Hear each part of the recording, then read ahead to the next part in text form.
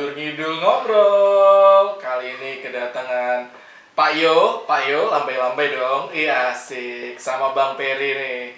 Nih dua-duanya sama-sama pengamat politik nih ya, luar biasa nih. Mereka ngikutin banget lah politik-politik tanah air.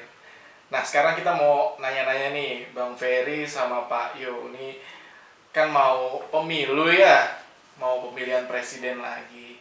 Berarti kan presiden itu kan pasti dari masing-masing kalian kan punya sosok-sosok yang menurut kalian itu ideal. Nah boleh dari Pak Yo dulu, itu menurut Pak Yo tuh capres yang ideal itu yang gimana sih? Silakan. Oke, kalau menurut gua sih capres yang ideal ya pertama karakter personalnya tidak arogan, merakyat, dan komitmennya untuk bisa memberantas korupsi di Indonesia yang saat ini sih masih susah banget ya. Oke. Kalau menurut gue sih itu aja. Menurut dirimu seperti itu ya. Nah menurut Bang Ferry mungkin gimana tuh capres yang ideal?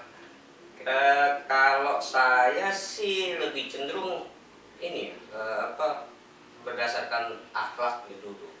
Jadi kalau saya lebih bersifat personality, sosok pemimpin itu capres kita bilang pemimpin ya. Pemimpin itu lebih cenderung tahu cerminan diri dia. Jadi dari akhlaknya, ilmu agamanya, perilakunya, cara mengayominya.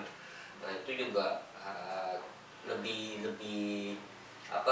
ideal buat saya. Artinya jadi ada bisa menyelesaikan suatu konflik ya kan, atau mengayomi, itu lebih cenderung ke sana kalau saya. Jadi dalam organisasi misalkan ada problem, dia lebih responsif, dan itu segalanya udah ada bentuk bisa diuji gitu. Jadi yang penting sih akhlak sih ya menurut saya, dan ilmu agamanya cukup. Akhlak ya, akhlak Iya. itu penting untuk seorang pemimpin ya. Jadi kan timbul suatu wibawa menurut saya. Oke. Terus langsung aja nih kita ke pertanyaan kedua. Yang tadi kita udah bahas capres, nah sekarang agak sedikit ke bawah itu wakil rakyat kita bahas. Wakil rakyat yang ideal itu gimana nih menurut Pak Yo, silakan. Wakil rakyat yang ideal menurut gua ya, itu wakil rakyat yang siap turun ke bawah, sering bertemu dengan warga, menyerap aspirasi warga, mendengar keluh kesah warga, tapi bukan buat didengar dan diserap aja ya, tapi ditindaklanjuti, di mana anggota dewan itu kan punya akses untuk menyelesaikan beberapa kasus-kasus yang terjadi di warga DKI Jakarta khususnya. Kalau untuk sifat ya tidak arogan, yang sampai saat ini terjadi itu adalah wakil rakyat ketika kampanye itu bisa mendekat ke rakyat, tetapi di luar masa kampanye jauh nggak kenal rakyat, kecuali reses. Itu pasti terjadi di semua partai sampai saat ini. Itu kita belum dapat sosok itu sih. Menarik Iya. nih. Mungkin dari Bang Ferry ada tanggapan juga mengenai wakil rakyat yang ideal ini? Kalau saya sih konyol ya kalau sekarang ini, kalau kita berbicara untuk wakil rakyat. Kita berbicara itu kan, kalau wakil rakyat itu berdasarkan dari utusannya partai. Dari salah satu parpol lah ya, yang mencalonkan diri dari parpol. Kalau saya sih lebih cenderung kayak bahasanya seperti ini.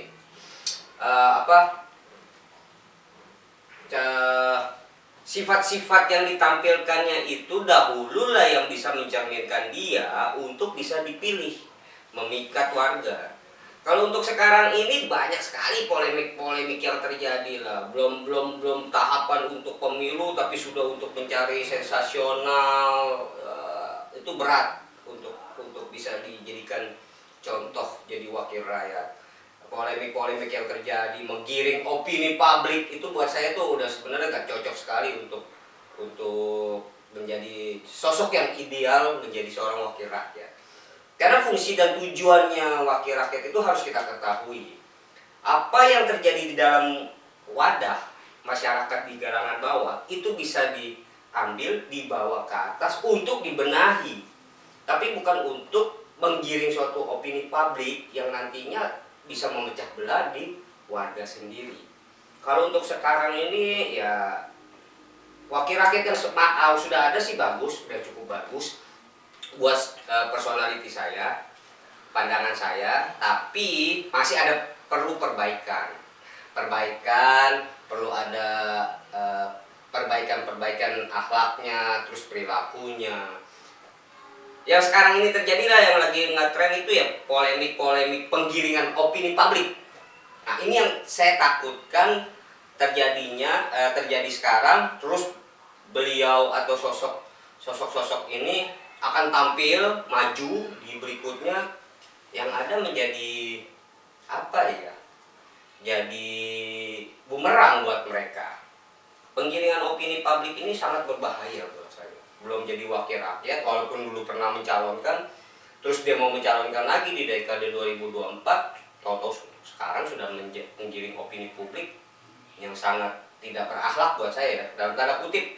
Kalau intelektual oke, intelek, tapi kalau untuk kata akhlak ya bahasanya cukup keras. Cuman nanti takutnya bumerang apa? Itu kan dampaknya panjang, bisa ke sosok personalitinya, bisa ke partainya, ya kan, dan itu tidak akan membuat partai tersebut akan berjalan sih. Mungkin Pak Yo mau menambahkan. Berarti kalau misalkan dari pencalekan aja, kalau cara-cara untuk pencalekannya sudah menghalalkan segala cara, memanfaatkan kekuasaan, kedudukan, posisinya dia, otoriter, semena-mena, hanya untuk mengambil suara supaya dia menang. Berarti itu udah gak benar tuh bro ya? Kalau sekarang kita nggak ngomong caleg,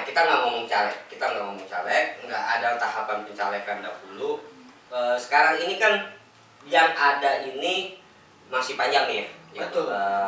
Pak Yo, sampai tahun 2023-2024 ya kalau nggak salah ya. Tapi saya lihat beberapa partai ini ya sudah melakukan aksi-aksi manuver. Saya nggak tahu apakah ini suatu iklan ataupun apa, tapi iklan yang dilakukan itu, pemberitahuan kepada masyarakat ini yang dilakukan oleh banyak partai ini, ya kita contoh lah yang sekarang lagi ngetren ya, polemik yang terjadi sekarang ini, penggiringan opini publik yang menurut saya tidak ada asas manfaatnya, walaupun niatannya berkata transparansi, berkata transparan, terbuka, itu berbeda, harus berimbang agar masyarakat pun merespon dengan baik. Jadi kalau untuk sekarang ini saya rasa bisa menjadi bumerang nantinya. Ini kita belum ngomong caleg ya, belum ngomong pencalekan, artinya nanti campaign ataupun apa, ataupun nanti dia terjun di dalam masyarakat. Tapi untuk sekarang ini saya menilai beberapa parpol, ada parpol yang sekarang ini lagi hebohnya, saya tertawa sendiri gitu. Oke, berarti sorry nih saya potong. Berarti kalau boleh disimpulkan itu wakil rakyat yang ideal itu seperti apa? Jadi supaya nggak melebar lagi nih pembahasannya. Jadi itu menurut kalian tuh boleh disimpulkan nggak itu seperti apa gitu? Yang ideal aja. Kalau wakil rakyat yang ideal itu sebenarnya gampang aja sih kalau saya ya. Dia mau merespon masyarakat, Oke, kemudian mengembangkan, baik. terutama di dapilnya ya, mengembangkan suasana pertama kemajuan untuk rakyat itu sendiri, memberikan bukti nyata kinerjanya, ya kan, bagi di dapilnya dan bagi seluruh warga wilayah yang ada. Oke, mungkin dari Pak Yo mau menambahkan mungkin?